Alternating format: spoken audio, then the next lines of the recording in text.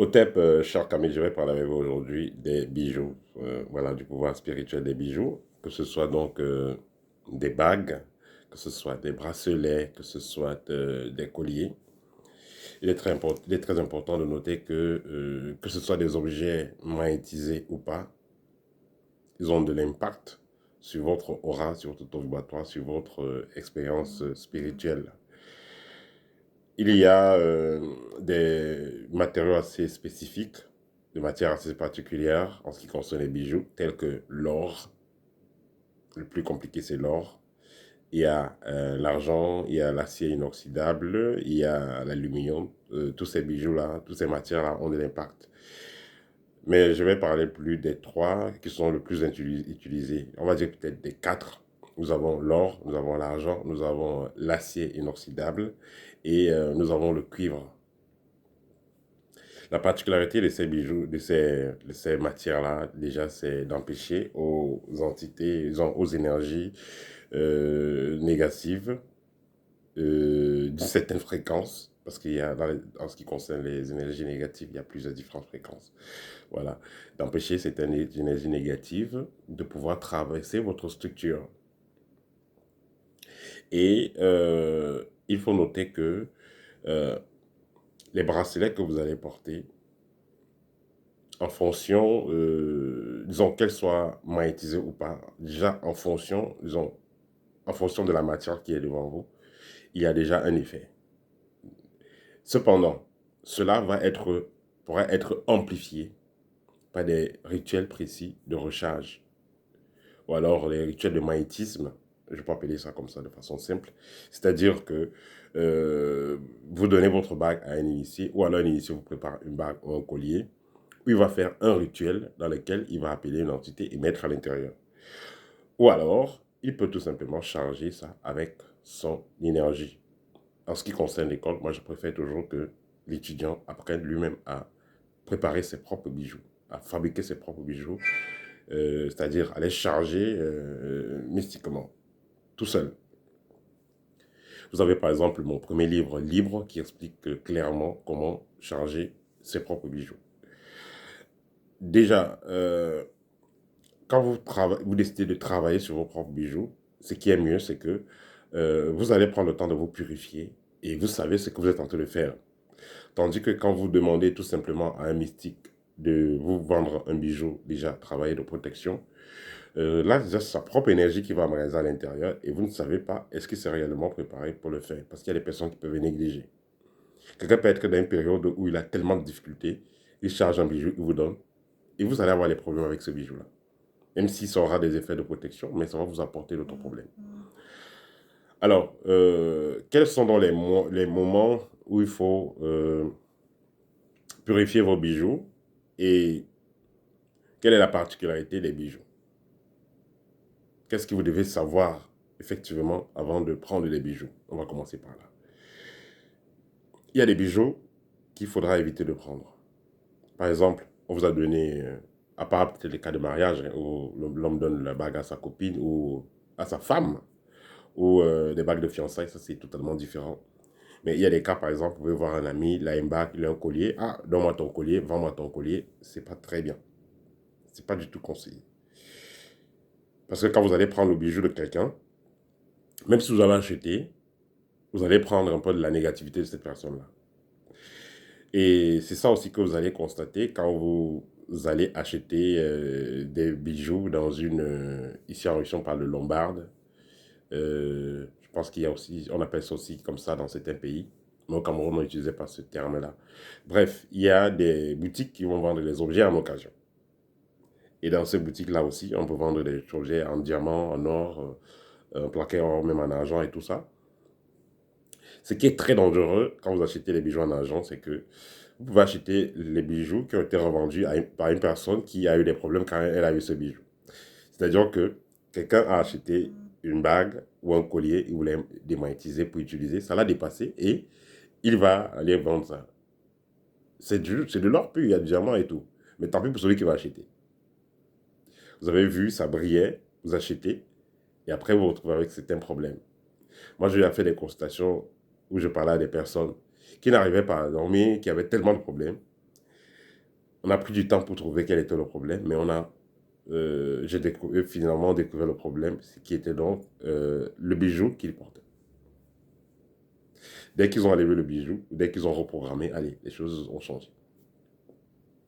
Donc, un bijou en occasion, ça peut être, voilà, un monsieur, peut-être qu'il avait 25 ans ou qu'il avait 20 ans, ou même 15 ans, il a reçu peut-être un collier de sa maman. Il ne s'est jamais de ses parents qui en ont pu, il ne s'est jamais débarrassé de cela. La personne va vivre jusqu'à 80 ans, 85 ans, la personne décède. La famille va prendre ses bijoux et aller vendre dans une lombade. Le monsieur, à la dernière minute, à la fin de sa vie, il a eu un violent divorce qui l'a vraiment fracassé. Il a eu à perdre ses parents, il a eu à perdre peut-être quelques enfants, il a eu à perdre peut-être une entreprise dont la personne était vraiment dans des difficultés. Et elle décède, elle laisse ses bijoux, la famille va prendre et aller vendre. Donc celui qui va prendre ses bijoux en occasion, là, il aura chaud. Parce que toutes ces énergies-là, tous ces parasites, toutes ces émotions négatives que la personne aura vécues, sera emmagasinées par ces bijoux-là. L'or, on va dire, le métal par excellence de protection, mais le problème aussi avec l'or, c'est que l'or capte tout ce qui vient de l'intérieur, l'or va capter. Donc, toutes vos émotions, tout votre stress là, l'or va capter cela. Et à un moment donné, ça va commencer à vous les retourner. Et même les pierres de protection, telles que œil des tigres, voilà, telles que œil des tigres, on ne va pas classer ici la spinelle noire et l'obsidienne qui sont des pierres par excellence de protection.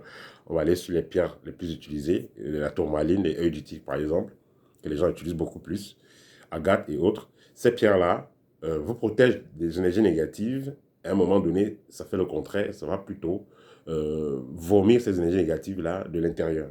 Donc, ça fait une barrière et ça renvoie à l'extérieur. À un moment, ça se fatigue et ça commence à vous renvoyer toute la négativité. Et c'est ce que font donc les bijoux. Quand quand vous portez les bijoux longtemps, à un moment donné, enlevez-les, purifiez-les pendant un bon bout de temps avant de les reporter. Alors, ce que vous allez aussi éviter de faire avec les bijoux, ça sera faire des bains. Voilà, vous voulez faire des bains de purification et autres. Évitez d'avoir vos bijoux. Enlevez les bijoux, mettez-les de côté. Faites votre période de purification. Après, vous reportez les bijoux. Mais vous allez bien les purifier avant de les reporter. Vous avez, par exemple, un moment où vous avez eu trop d'attaques, vous avez tellement de mauvais rêves, il faudra nettoyer vos bijoux. Vous avez traversé une période où vous avez eu tellement de difficultés, une séparation et autres, vous avez été traumatisé, entre guillemets, il faudra purifier vos bijoux pendant cette période-là. Purifiez les bijoux pendant une période, purifiez-vous et reportez-les. C'est pareil, vous savez, les bijoux de famille. Les bijoux de famille, bon, vous avez vu dans certains films, le roi, il est déjà vieux, il enlève sa bague, il donne à l'adjoint et tout et tout. Ça, c'est dans les films. Mais dans la réalité, imaginez que vous êtes l'enfant d'un président, voilà, vous êtes l'enfant du président du Cameroun, par exemple, et vous êtes le futur président, on vous demande de porter ses bagues. Est-ce que vous pouvez le faire? Vous êtes l'enfant d'un président africain quelconque. Ça va être très compliqué, n'est-ce pas? Voilà, donc les bijoux de famille sont assez compliqués. C'est pourquoi c'est légèrement préféré vendre quand le parent n'est plus là. Mais attention à ceux qui vont acheter. L'idéal serait que le bijoutier soit déjà lui-même initié, qu'il soit capable de décharger ces objets avant de les fondre pour les utiliser à nouveau. Je demande si votre parent était dans une loge, il décède, ses bijoux, il faudra les renvoyer à la loge. Si c'était les bijoux, effectivement, qui avaient les, les symboles de la loge, triangle, équerre et tous ces trucs qui vont avec, il faut tout simplement renvoyer les bijoux du parent à la loge. Vous contactez la loge et vous les renvoyez, tous les bijoux. Voilà, vous ne pouvez pas les utiliser. Même si vous prétendez les charger, vous ne pouvez pas. Quand c'était déjà pour une loge, il faut totalement fondre ça pour les charger. Pourquoi? Parce que ceux qui ont fait ces bijoux-là savent les codes qu'ils ont mis à l'intérieur. Alors, sinon, pour vos bijoux ordinaires, colliers, chaînes, disons, chaînes, colliers, bracelets, bagues, que vous avez acheté vous-même, que votre partenaire vous a offert, pour les bijoux ordinaires, la purification est très simple. Vous avez, par exemple, ces deux mélanges, vous avez le sel noir et la tourmaline. Vous prenez un bocal, vous mettez du sel noir, vous mettez la tourmaline, et vous laissez votre bijou à l'intérieur. Si c'est vous voulez purifier après des petites attaques ou des mauvaises périodes, 3 jours ça suffit. Si vous avez fait très longtemps sans purifier les bijoux, allez jusqu'à 9 jours, vous laissez vos bijoux dans un bocal dans lequel vous aurez donc mis du sel noir et de la tourmaline. Ce sera un excellent mélange pour purifier vos bijoux. Sinon, vous pouvez utiliser ce mélange-ci, sel blanc avec de la pomme de terre. Prenez du sel blanc, mettez de la pomme de terre, vous ne coupez pas, vous mettez ça ensemble. Ou alors vous allez prendre du sel blanc avec du citron, vous mettez ça ensemble. Sel blanc, le sel ordinaire, sel de mer, avec du citron, vous mettez ensemble. Pas besoin de couper le citron. Vous mettez avec quelques citrons et vous allez attendre quelques jours. Après, vous allez retirer, passer cela sur de l'encens et vous pourrez utiliser. Quel encens? Encens au Liban, ou bien vous allez chercher un autre encens que vous avez disponible avec un encens de purification et le tour sera joué. Voilà, et votre bijou sera à nouveau prêt à faire sa fonction, donc à vous aider à repousser les mauvaises énergies.